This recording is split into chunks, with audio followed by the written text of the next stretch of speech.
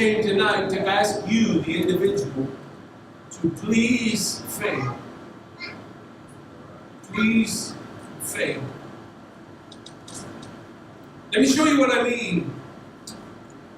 In these verses, in Mark chapter 15, we read about the story of Jesus on the cross and them asking him to come down and telling him that they would believe him if they could see him come off the cross. And there was a prophetic thinker and a theologian named James Cone that suggests that the gospel of Jesus is not a gospel of success built upon success, but rather the gospel of Jesus Christ is a gospel of ultimate success through much failure. To the people, Jesus failed. Think about Jesus Christ walking the face of the earth. The religious, the Pharisees and the Sadducees and the Sanhedrin and everybody that was of his religion wanted him to line things back up according to Mosaic law and Levitical law and tighten the rules of the church back up. That's what they wanted, and to them, Jesus failed.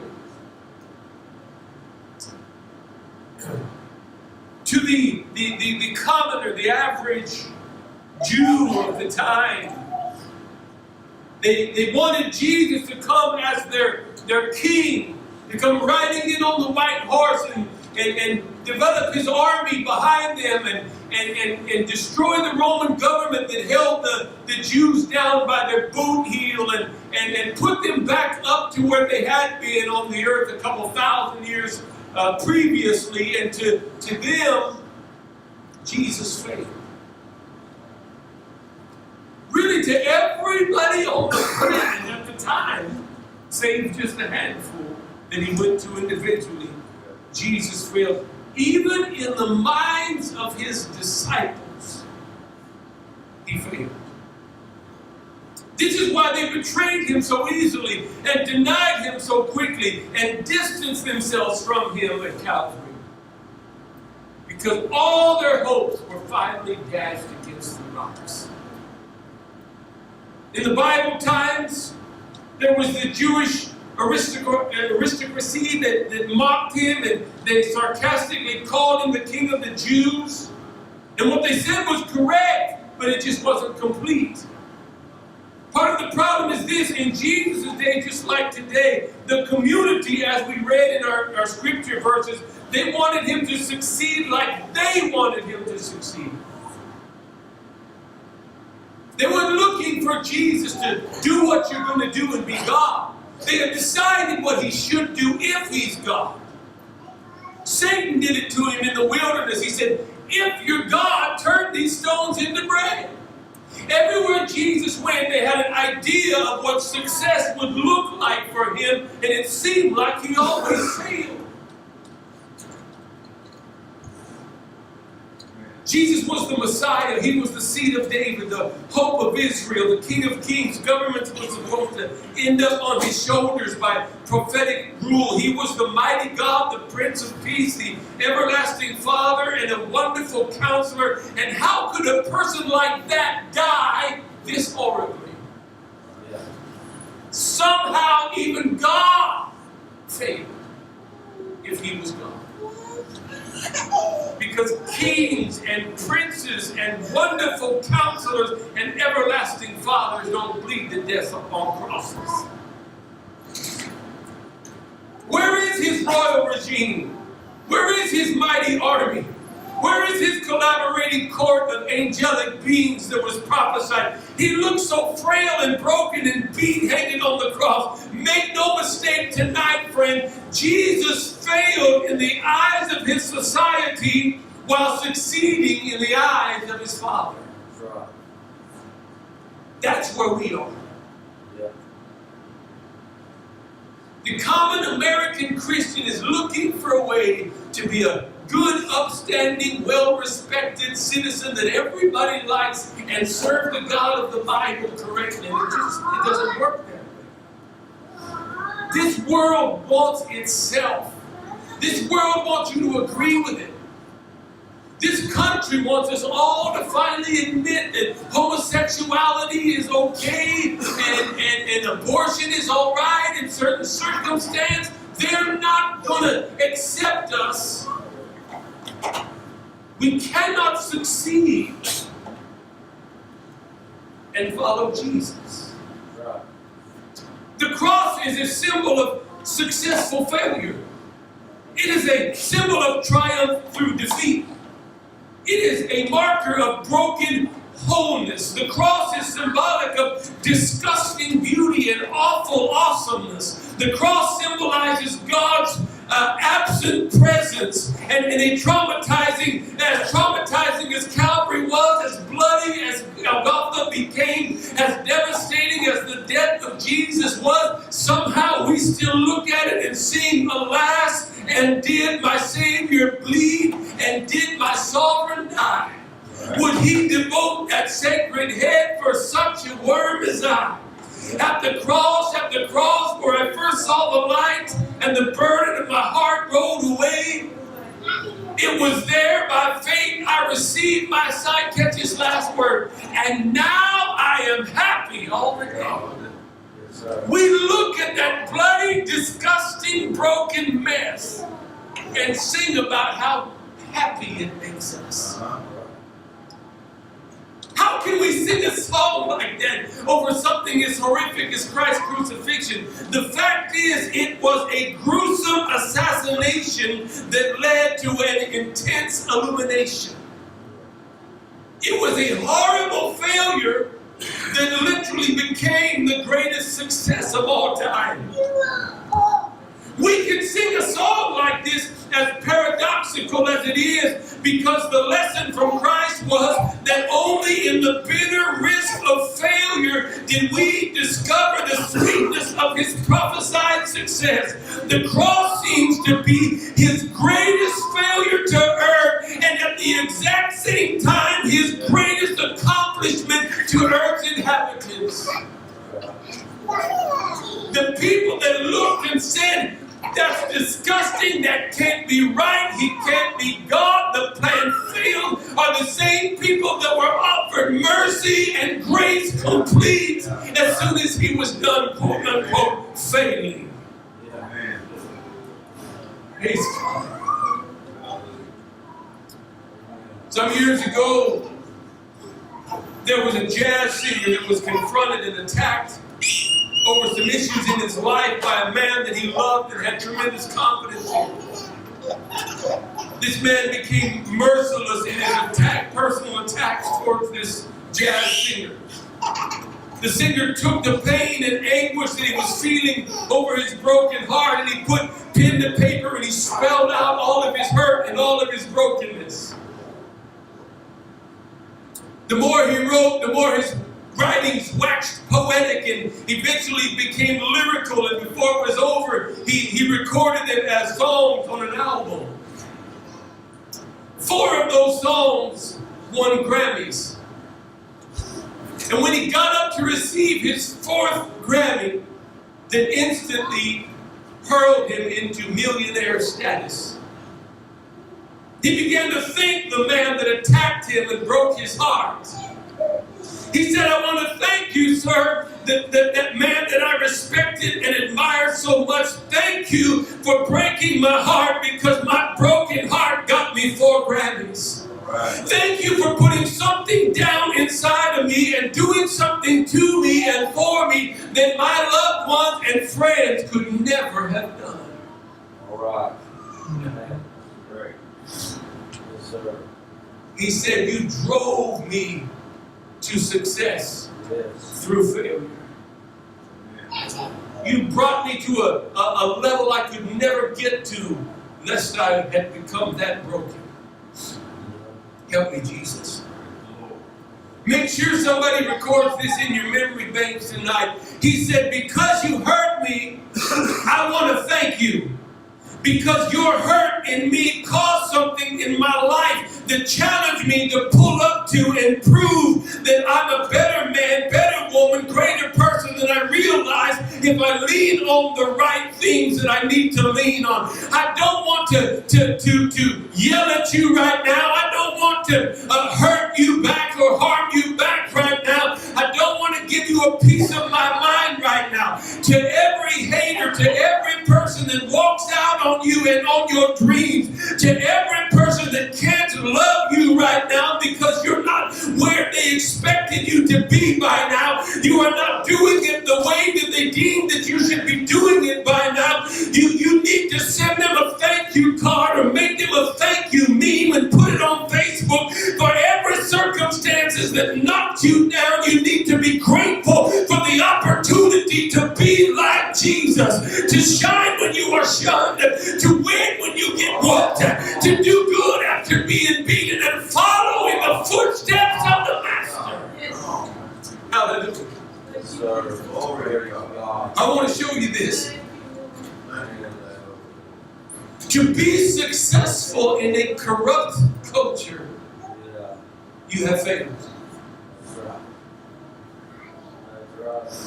If you get the house and the car and the girl and the job and the status and the position that this world says you've succeeded in, I promise you when you get to eternity, it will be a failure.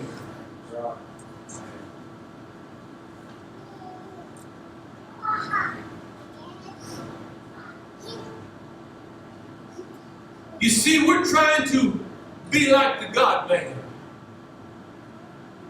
And he was successful in his countercultural living by dying in a way that the culture thought was a failure.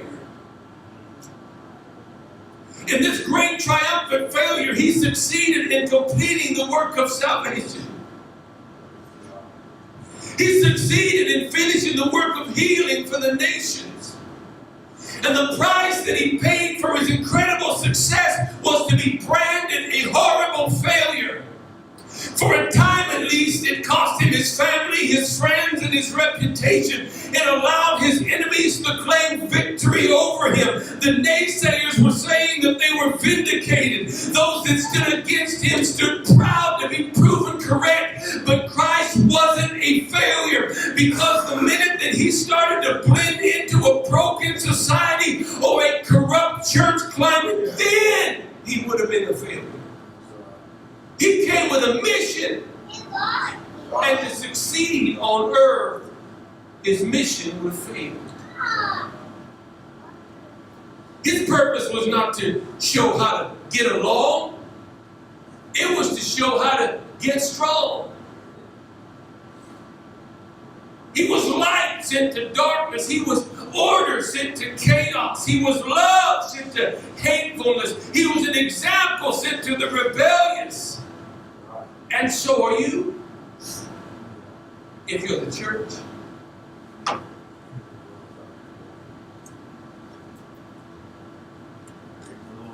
You were not framed and formed to fit in, nor were you called to just be comfortable. You were called to succeed in God, which as a general rule causes you to fail to the world. Amen. If Jesus would have forgotten who he was, that would have been a failure. If he would have tried to have something to prove, that would have been a failure. I'm so glad that he didn't come down from the cross. Yes. To them, not coming down was his failure. To me, not coming down was his greatest success. You have a purpose just like Jesus did, and this world and your friends and sometimes even your family and even your church and people that attach themselves to you along the way will try to define your success for you. If you're going to be successful, you've got to have one of these. If you're going to be successful, you've got to look like this. If you're going to be successful, you've got to say this and have this and be this, just like they did Jesus. You will most likely have to have the courage to fail in the eyes of everyone around you if succeed in the eyes of God. Just like Jesus. Amen. They wanted Christ to come down so they could see it. They wanted him to put on a show for them so they could be involved in it. If he would have done so, that would have been a huge success to them. Listen, this world has not changed very much at all. It wants you to do the exact same thing that it wanted Jesus to do.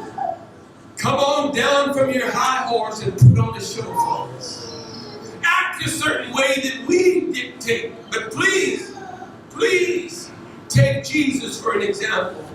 He heard them calling for him to come down, but he remembered when he went to cousin John at the river Jordan, he was baptized of him. When he came up out of the water, the Spirit of God ascended like a dove, and a voice from heaven said, "This is my beloved Son, in whom I am well pleased." And I'm sure that encouraged him, because Jesus was no doubt hanging on the cross thinking, wait a minute, you want me to put on a show to please you so that you can confirm who I am, so that you can put your seal of approval on me? Listen, I don't have to have anything to prove to you. I have already been confirmed. I have already been affirmed. I'm already sealed by the Spirit. I'm already spoken up by my Father. And each of us here tonight have the ability to do the exact same thing. God will walk with us and work with us. He will help us to fail our way to success. As long as the failure is of the flesh and the success is of the Spirit. I come to tell somebody this evening a very strange thing. I come to plead with you to fail well. Fail well. I hope to influence you enough that you fail until hungry children get fed. You fail until you befriend the friendless. You fail until God and not man gets to dictate how you use your talents and abilities. Fail until you will spend your reputation and any political clout that you develop for the sake of purity and truth. Fail until you are more concerned about what one hurting person feels than you are about what everybody else thinks. Fail until others look at you and say, wow, I just go to church, but they are the church. Fail until all of those that know you, that are busy trying to keep their hands clean, see you and see the benefits of getting your hands dirty. In those terms, I hope everybody in this house fails. Amen. It's hard being a preacher and a prophet. It's hard being a friend to and a lover of people. It's hard being in love with pure truth. It's hard making God happy when it makes people around you sad and even mad. I understand that oftentimes when you fail in this society and in this culture, it can make you feel cracked, make you feel broken. You will feel weak at times. You will feel inadequate at times. Whenever that happens, I want you to remember the parable of the cracked pot. I read not too long ago, I was preaching a graduation about the parable of the cracked pot. It was a story about a woman that loved plants, and she had plants planted all around her house and plants in every room in her house, and she kept having to pot the plants into bigger and bigger plants as the plants got bigger and bigger, and pretty soon her little bitty cottage that she had wouldn't even hold all her plants. So she went looking around the neighborhood for a bigger place for sale, so she could buy a place that would hold all of her plants. And somebody told her, they said, I know the perfect place. It's big and spacious and roomy. And It's right by the river, and you'd love it. And she said, well, let me look at it. She went into the house. She immediately fell in love with the house. The outside was perfect, and the inside was perfect, and the view out back of the river was perfect. And she looked around and she said, where's the well? And her friend said, well, this house doesn't have a well. She said, I can't buy it. I need a well. I water my plants every day.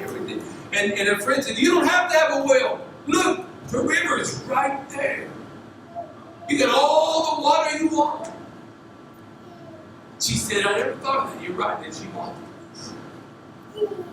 She brought all of her plants and brought them all in the new house. And she went to the market and she spent all day, several days, shopping for the perfect pots and the perfect things for to pot her plants and to water her plants. And she realized she would need a bunch of pots just to take to the river and fill up with water and bring them back and water the plants every day. And so she inspected every single pot very carefully, to the point that it actually was irritating the men that sold the pots, that she was so precise about every single little thing of every single pot. And she got big ones and small ones and just looked them all over, and some she wouldn't buy and some she had to have, and she finally bought all the perfect pots. And as the story continues to go, that she got to her house that day and set up all of her plants around her house and took all of her watering pots down to the river, made several trips. And it went great, except one of the pots had a very big crack in it. And she would dip it in the river and it would begin to drip. And as she walked all the way back to the house, it kept dripping. And by the time she would get to the house, there'd be no water in the water pot. Every day she would take all the pots, bring them all back, water all the plants, and the one would always drip all the way and get back and have no water in it. But she would still take it every day.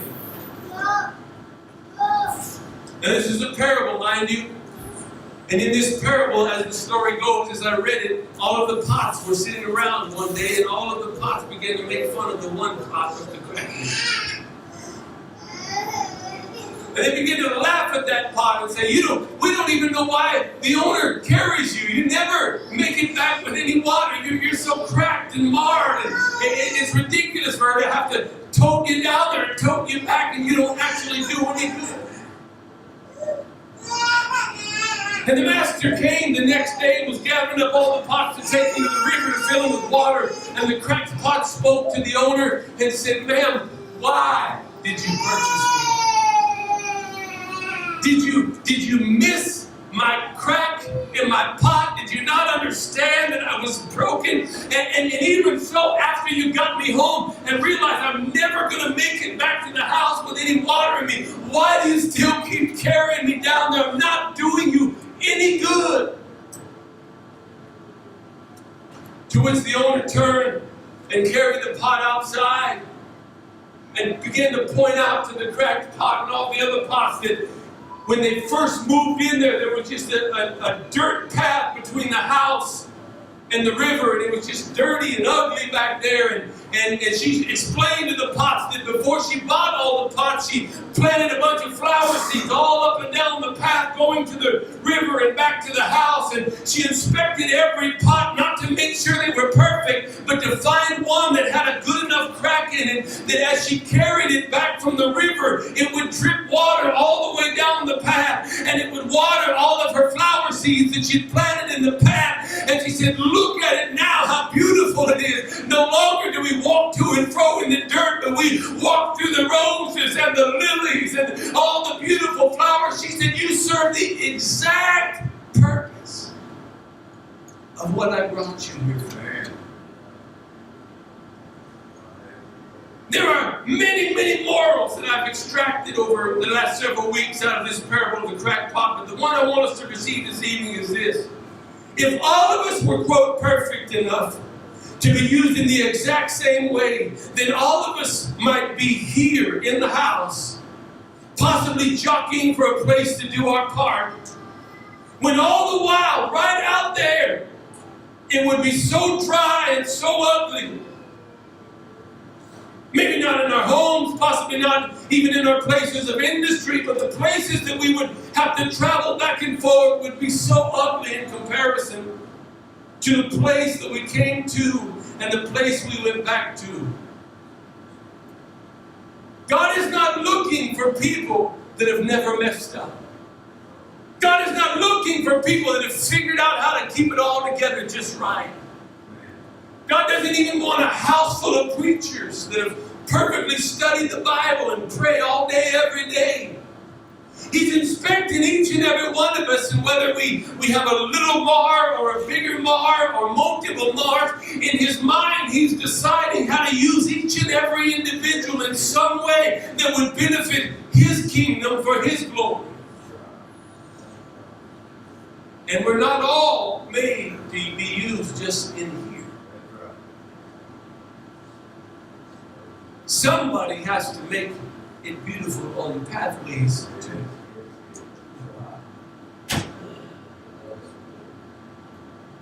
Somebody has to water the trails.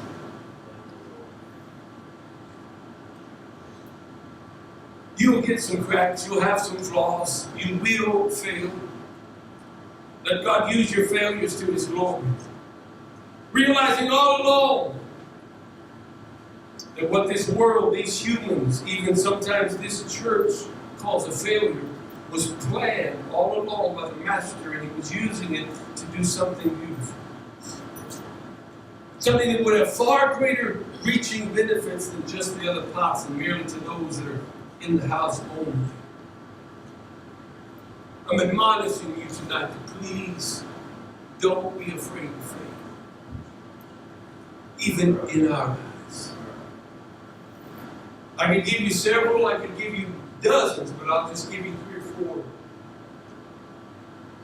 examples and then we'll pray.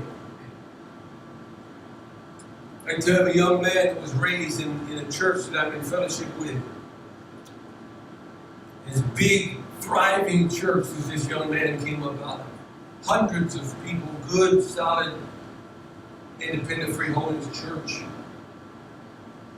He come up and felt called to preach, and you know what you're supposed to do. You're supposed to go around and get used in the youth rallies and then be in the youth service at the camp meetings and work your way up to a day speaker and then eventually maybe a night speaker and truck and trailer. And we know how it's supposed to work.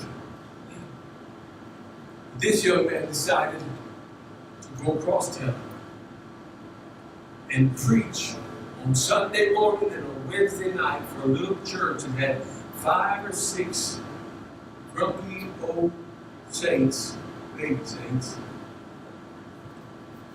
that are just holding on to this little church that they had left. 5 or 6 folks going to this church, average age probably 75.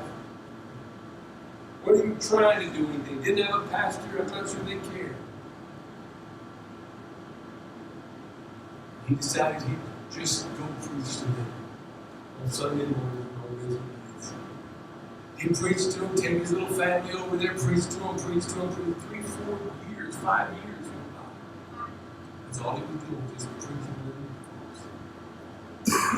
When they passed away, they'd do their funeral. When they'd go to the nursing home, he'd start visiting in the nursing home. A couple of people would come, a couple of people would leave. Finally, the last 2, 3, or 4 people that were left decided that he was going to stick around and might as well make him pastor. So they put him as pastor.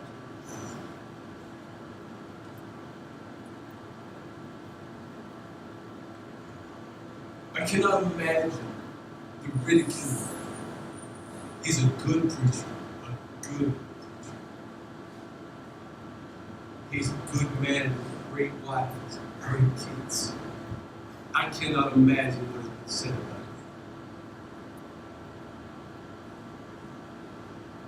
He's wasting his ministry on him. Just going over there to nothing. That church is going to die, those doors are going to close, and he'll have nothing. He could be preaching this week. He could be doing this thing.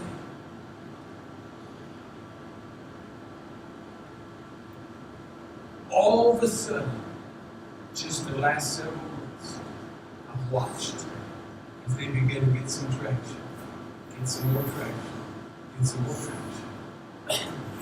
There haven't been children there haven't been young people. When I say young people, I'm talking like my age and now. There haven't been young people in that church for years. I've seen them get a little traction. And I looked on some pictures on their page the other day. And that whole platform was just lined up with kids about 4, 5, 6, 7, 8, 9 years old. I mean, just lined up. And they got an outreach, and they got programs, and they got families they're working with, and they got a new family last week, and they got a new family before that. In almost everybody's eyes, they've been failing for years. But I'm telling you right now, if any of those 10 or 20 or 25 young kids makes it, grows up in church, gets saved, misses hell, makes heaven, it would not surprise me one bit. That church is just a little smaller than this one. It would not surprise me one bit if here in a couple of years I heard about their building program. Because they just can't fit them all in there no more. You say, that sounds like a success. I'm sure it's a success in God. But we didn't push it. We didn't like it. We didn't think it should. I can tell you about another one I talked to this afternoon. Maybe actually this morning. From a fellowship down south. And probably one of the best preachers in that whole fellowship. It's a large group of churches. I'm just talking to you, but I think I can reach somebody right here. One of the best preachers, very personal, great guy, study man, intelligent man, well-off man, family that sings, plays piano, preaches. They tried to put him up in several of the bigger churches in their area. He felt like going down to this obscure place, an hour and a half, 2 hours away from everybody else, taking this little crossbreed church that hadn't done good for probably 15 years. First time I went there, I think there was 13 people. And he just loved on them and preached to them and worked with them and taught them and worked with them. And I heard him myself run that door down. For throwing away a huge opportunity, pastor a bigger church and be a bigger name, and go down there and just work with that handful of people that ain't never done anything for 50 years. There was about 12 people there the first morning I went there. That's counting him and his wife and his couple of kids. And I was there a few weeks ago. And that church would hold right at 90 people, probably. Shoulder to shoulder. And I preached to about 150 on Sunday, standing around. Literally every seat filled, and then people just standing around the backs of the seats. Oh, everybody's all excited now. It's a success now. Really? It was a failure a couple years ago. Are y'all listening? I can tell you a story about a man.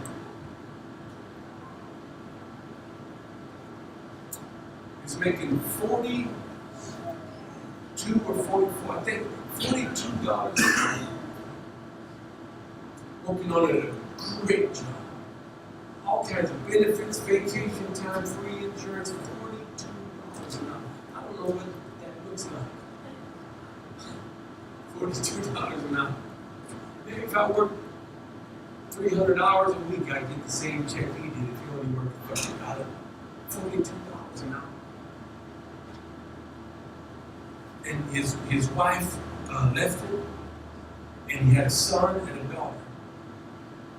And his wife took his son and his daughter off clear across the country. 1,700 miles away. And he'd call his children and he'd talk to his children and text his children, and it wasn't working out. And he came to me and he talked to me and we counseled a little bit. And he said, Todd, he said, I can't walk away from this job. $42 an hour. Living away where they live. He said, I can't get that over there where they're at. I didn't say you could. I know you're in Sloggett. All of a sudden one day he calls me up. And he said, my dad won't talk to me, my mom won't talk to me, my sisters won't talk to me, nobody have anything to do with me. They all think I'm crazy. I said, why are you crazy? He said, I'm in my truck. I'm going to quit my job and rent out my place. He said, I'm ready to go there. He said, I don't know if I'm going to have to flip hamburgers when I get there or when I'm going to. And he said, I can't stay away from my kids. They were like 16 and 18. I said, well, I'll be praying. He got over there and he got this rinky-dink little apartment, and he had a whole bunch of roommates. They were all cockroaches. And he had this stupid little job where he went around, followed these people around and filled in the holes that they dug. I don't know what they were doing.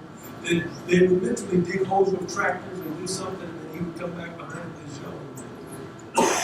I don't know what he's making. I promise you it was not $42 an hour. He lived in that little old apartment, junky old place. And he had supper with his son and his daughter every night. And come to find out, nobody knew, he didn't know. But his son and his daughter were both separately going through some of the worst internal trials of their lives. Just at that moment. And he helped his son, he helped his daughter, loved them and counseled them and talked to them and helped them and even gave them money when it wasn't making enough. And got them through those trials. He lost everything. The house he was renting, he used to live in a really nice house. He was rented out. He ended up losing it. All this happened. He ended up never moving back to where he came from. But I was there just summer before last, where his son graduated as a surgeon.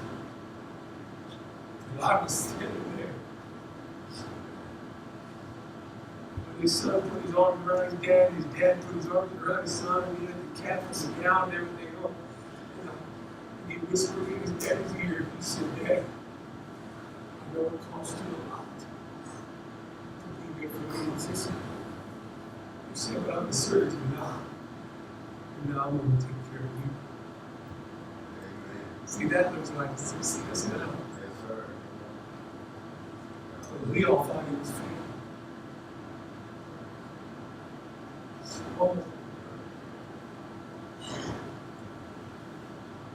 You may have read the story. I heard that it was true, but I don't know the people. So I can't guarantee it. There was a man and a woman, and they had a little boy, a little 4, 5, 6-year-old boy. The man ended up getting himself a girlfriend at work. I know, this ain't down normal. We just preach, but I'm not wrong, so all right. He get him a girlfriend at work, and his girlfriend put pressure on him. You better leave your wife, you better leave your wife, you better tell her you're divorced, you're going to lose me. So he finally went and he told his wife. One morning they were taking the little boy, they always slept together. The man and wife always took the little boy out and put him on the bus at the curb and sent him off to school. And then they walked back in, had breakfast or whatever, and they went to work. That's what they did. And one morning they went out there and they put the little boy on the bus. And as he turned to walk back in, he told his wife, he said, I want to do this.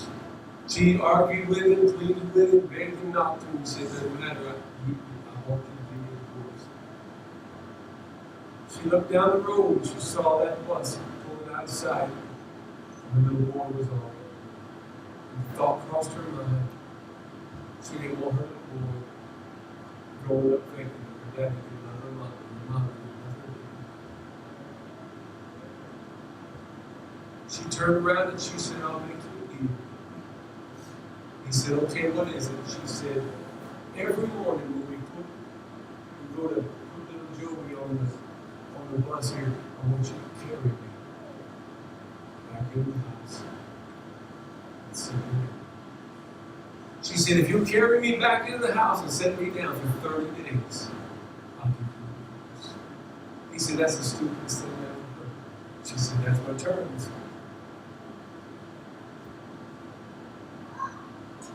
He said, I'll do it. He said, it ain't going to change nothing, but I'll do it.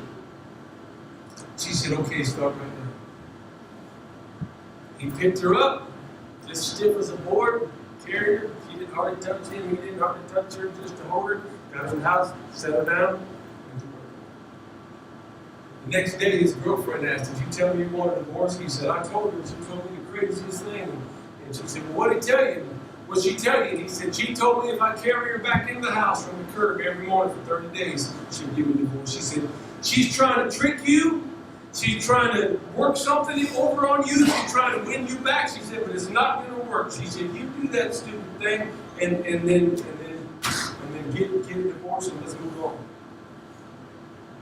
Every morning, they'd walk out there, he'd pick her up and carry her back in. It got to where the boy would look out of the bus window and jump around and get excited and tell his friend, look, my daddy's carrying my mommy. My daddy's carrying my mommy. Daddy loves mommy. Mommy loves daddy.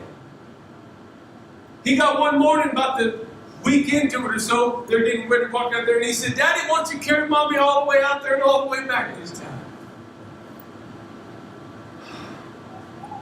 All right. He thinks I'm He began to realize some things as he carried her back into every day. Number one, in his mind, he said, you know what? I didn't even think about the benefits of this. He said, but I'm getting stronger carrying her back every day. She's getting lighter and lighter. It's getting easier and easier to carry her. After a couple of weeks, he noticed that she lay her head on his shoulder as he carried her. Somewhere in that third week, he realized he was holding her body up to his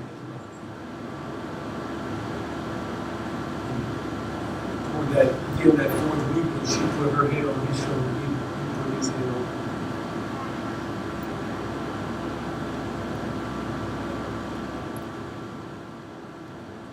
It began to be a ritual to where the little boy would jump out of bed in the morning, and they would just have a parade of it. The little boy just out in front saying, Daddy's carrying mommy, Daddy's carrying mommy.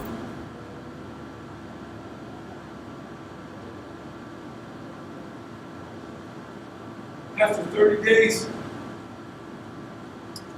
his girlfriend met him at work, and she said, I demand that you give divorce right now. And he looked at her, and he said, I love my wife. He got off work early, went and bought a box of candy and 2 dozen roses, took it back home.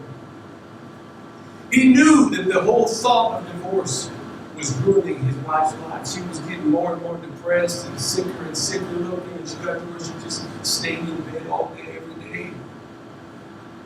So when he come home early and opened the front door and realized she wasn't nowhere around, it didn't surprise him that she was in bed, because that's where she always was.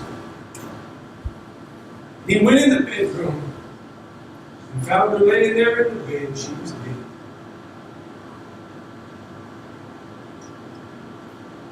He dug around in her purse and found a note that she had left for him.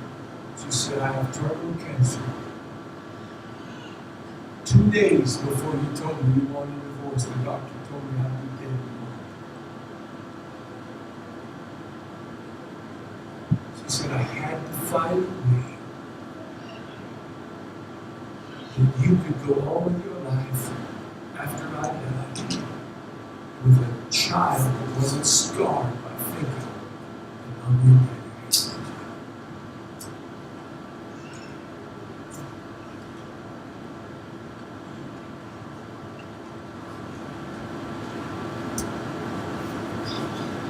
That looked like one of the stupidest things that anybody could ever ask for. And that woman knew she was dying. And knew her husband had died. And knew he would divorce her in a second. And knew that she was basically tricking her son into believing that mommy and daddy loved each other. But doing every crazy, ridiculous, silly thing to try to create an eternal success. No matter what an ugly, desperate failure.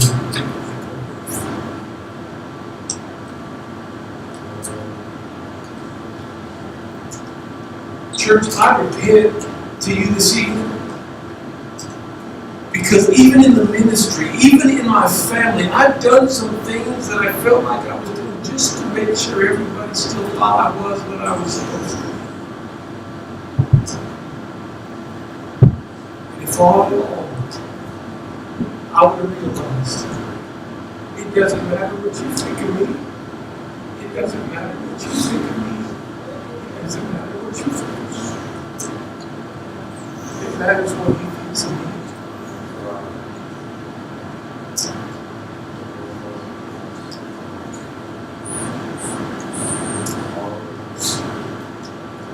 I admonish you tonight. Please, please, please. Don't be afraid of failure in my lives. Do everything in your power to be a success in eternity. To be successful to God. Stand up in this house. Mighty God in heaven, Lord, I love you.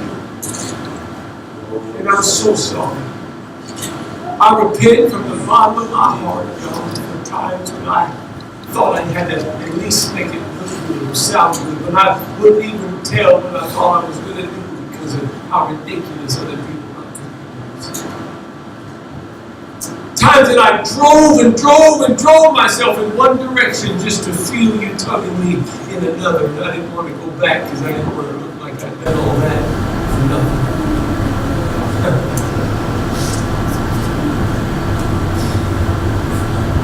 God, I know where I am and I know what I'm doing and I know what you're trying to convince me to say, and I've done my best.